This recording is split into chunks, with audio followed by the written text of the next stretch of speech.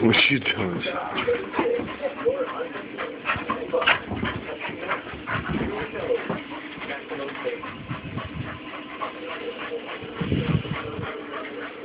Would have been great, but 2 and 3, okay, considering the Sixers lost the first two. But they lose tonight here in Portland.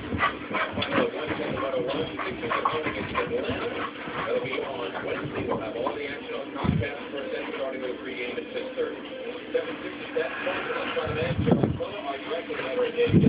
So, I'm Mark Dumont. This Impact is coming up next, right here on the Comcast Network. We're with you when you're saving your dreams. When you want to make the travel plan. With you when you're ready for the next step. Together, unprecedented strength, stability, the leading community.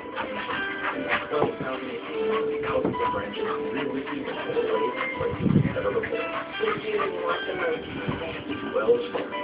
Together we go far.